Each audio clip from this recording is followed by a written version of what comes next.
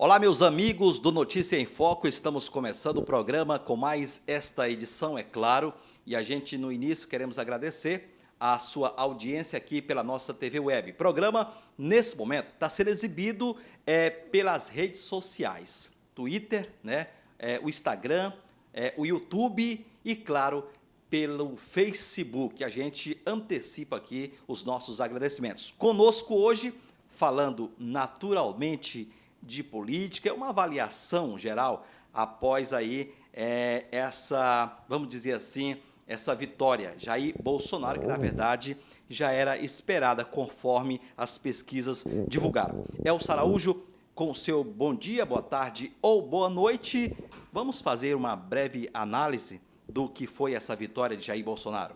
Bem, em primeiro lugar, eu quero agradecer pela confiança, né? E pelo fato de você me convidar para fazer essa análise, né? E desde o início do processo, a gente percebe que o resultado dessa eleição ele não foi uma surpresa, pelo quadro que já vinha se desenhando há muito tempo. Um projeto foi montado, foi gestado, colocado à disposição do povo brasileiro, a princípio, por esse fenômeno das novas mídias sociais, porque quase ninguém está falando no assunto, mas a eleição do Bolsonaro é a coroação. Isso já acontece em outros países, já aconteceu lá nos Estados Unidos, já aconteceu em outros países, mas a eleição do Bolsonaro é a coroação de um novo tempo em termos de mídia que vive hoje a nação brasileira.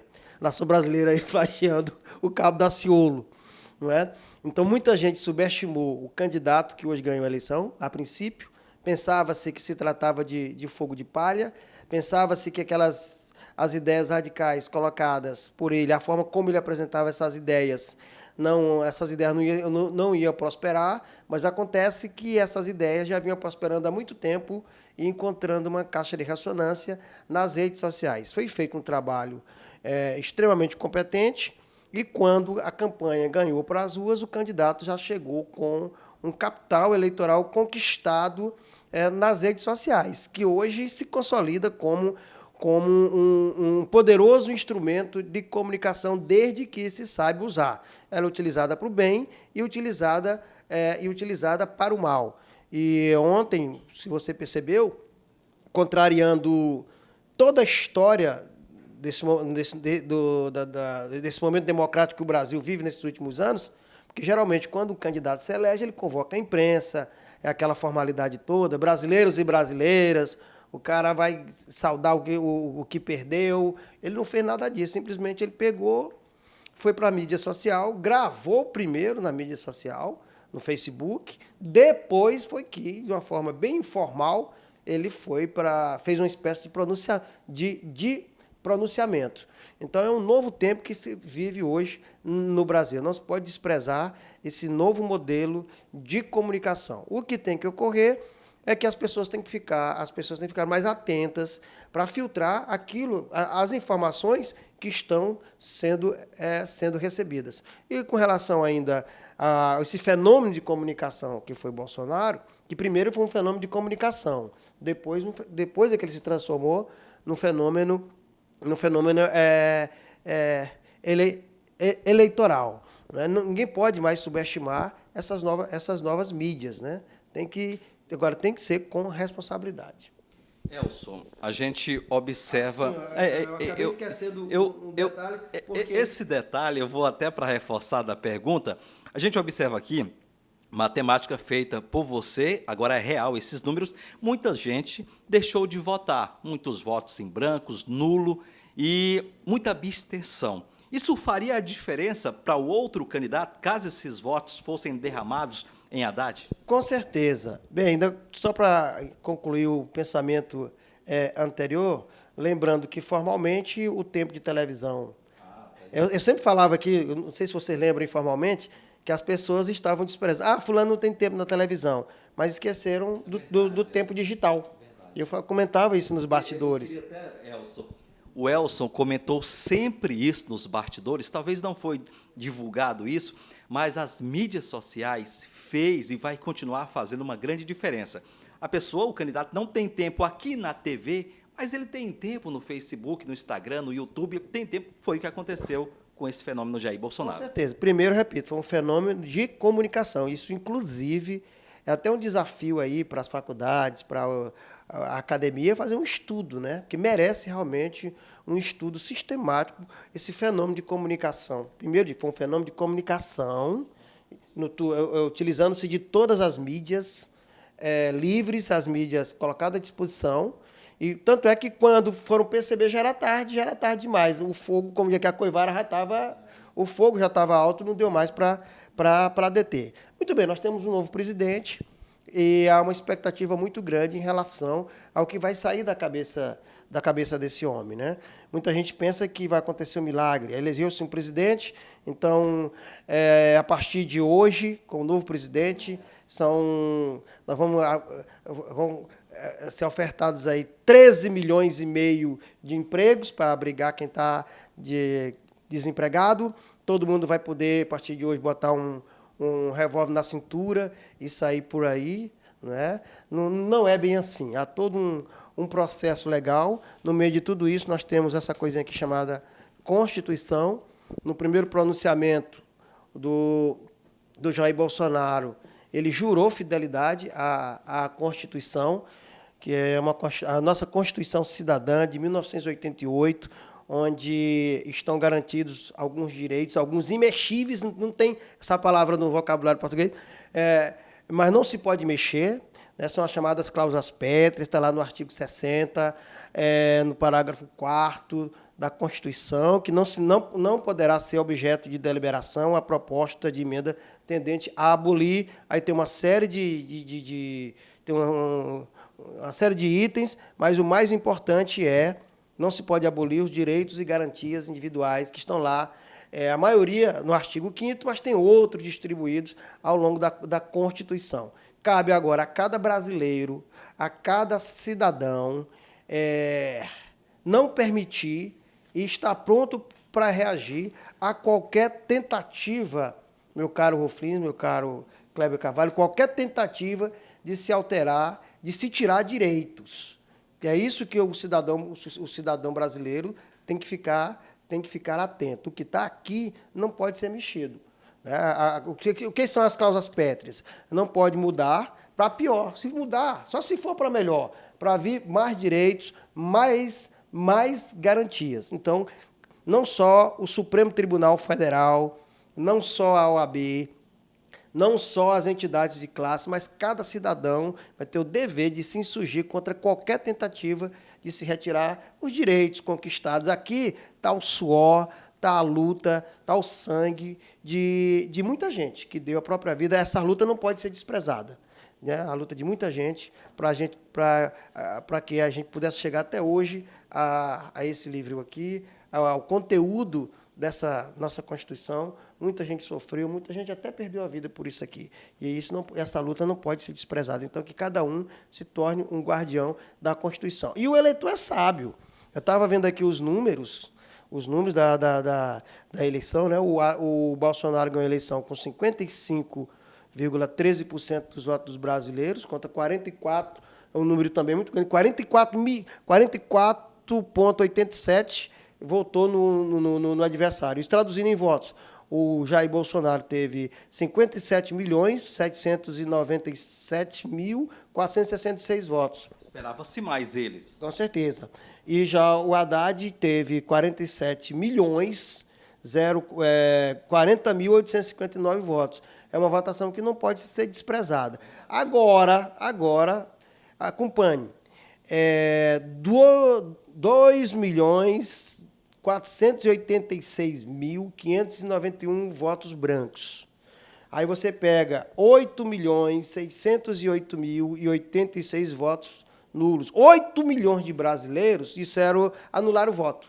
Eu não vou cumprir o seu dever cívico de ir lá votar, mas olha, eu não vou votar nenhum e nem no outro. Preferiu anular o voto. Aí você pega o voto em branco e o voto nulo, tá? 11.094.679 brasileiros votaram juntando branco e nulos. Mas teve uma quantidade astronômica de brasileiros que preferiu ir para a fazenda, ir para a chácara, ir para o motel, passear. Simplesmente, esses brasileiros ignoraram o processo eleitoral. 31.371.267 brasileiros, sério, eu não vou votar, eu não vou sair de casa, eu não vou gastar gasolina para ir votar em Seu Ninga. Vão ter que pagar uma multa aí de 3, 4, 5 reais e fica por isso mesmo. Juntando tudo, 42.465.946 brasileiros, numa linguagem assim bem, deixaram de votar. Não votaram de jeito nenhum. Aí você pega esses 42 milhões de brasileiros que não votaram, mais os 47 milhões de votos dados ao Haddad, nós temos aí que o Bolsonaro vai ter que suar muito ainda a camisa para reconquistar e mostrar a esses brasileiros que ele vai fazer a diferença. E é o que todo mundo espera. Na minha humilde opinião, se ele não mexer nisso aqui,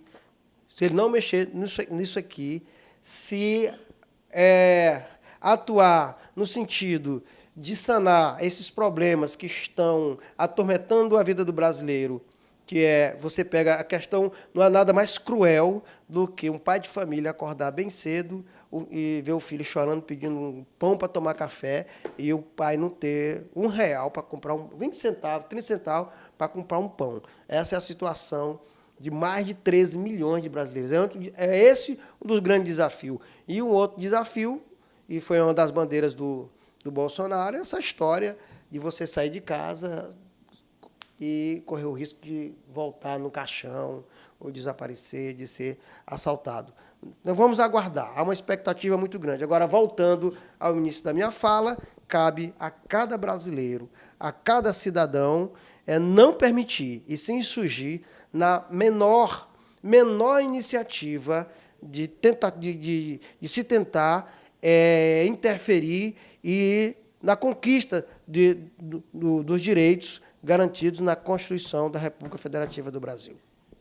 Tá aí, ó, Elson Araújo, jornalista, estudioso, né? Conhece muito bem, não só a história da política regional, estadual, mas também a nível de Brasil. Uma análise bem técnica para você que está assistindo o programa nesse momento pelas redes sociais e, claro, pela nossa TV Web. Só lembrando, Elson Araújo, a partir de agora vai estar conosco também. Todos de Imperatriz e do Estado do Maranhão conhecem a competência e o talento do jornalista Elson Araújo e a partir de agora também faz parte do nosso quadro de profissionais aqui da TV Web. Mais uma vez, seja bem-vindo e a gente deixa aqui o espaço para o senhor conversar com o povo do Estado do Maranhão sobre algo que eu deixei de perguntar concernente à análise pós-campanha eleitoral. Mais uma vez agradecer. Essa foi a eleição da renovação, muitos rostos novos.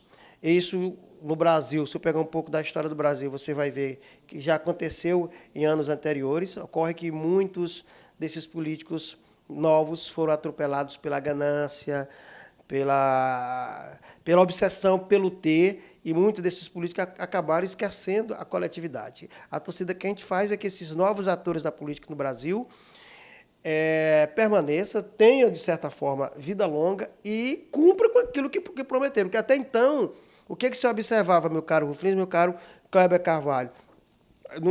Você pegar um discurso de um político, nós vamos investir na segurança, na saúde e educação. Era só da boca para fora. O que nós estamos observando com as redes sociais é que tem uma parte do povo brasileiro, uma parte do eleitor que anotou tudo, que gravou tudo e vai cobrar. E eu esqueci de fazer uma análise assim, rapidão pelo Maranhão. O Maranhão fica no Nordeste. O Nordeste foi a região do Brasil que deu a maior votação para o Haddad. Maranhão, Piauí e o Ceará. A votação foi esmagadora. E eu faço um parênteses com relação à cidade de Imperatriz. A cidade de Imperatriz, antigamente falava assim, Ilha Rebelde. Hoje é Imperatriz Rebelde. Aqui na cidade de Imperatriz, a cidade disse não ao Haddad. A cidade disse sim a Jair Bolsonaro. Então, houve na capital, o Haddad ganhou, mas aqui, na cidade de Imperatriz, nas Barrancas do Tocantins, o Bolsonaro ganhou. Isso precisa que há uma necessidade de se fazer, a posteriori, uma leitura desse resultado, né? Então, Imperatriz é uma cidade que não se dobra. Eu vi até um colega escrever isso, uma cidade que não se dobra. Nós temos aí o governador Flávio Dino, e aqui ele teve uma votação expressiva na última eleição, mas aqui em Imperatriz o povo não seguiu a orientação do Flávio, mostrando que o voto aqui é livre, as pessoas votam naquela pessoa que achar melhor. E mais uma vez, Kleber, agradecer, parabenizar, e eu espero corresponder à expectativa daquilo que vocês estão planejando para o crescimento da TV Web aqui na cidade. Aí, ó, Elson Araújo, e mais uma vez eu queria aqui passar essa informação para os nossos ouvintes e telespectadores, que a partir de agora nós vamos estar juntos, tanto Elson Araújo como também o jornalista Josué Moura, sempre trazendo a cada dia, a cada momento, pautas importantes, com certeza de suma importância para a nossa região e para o nosso estado do Maranhão. A todos um forte abraço e a gente se encontra em uma próxima oportunidade. Até lá!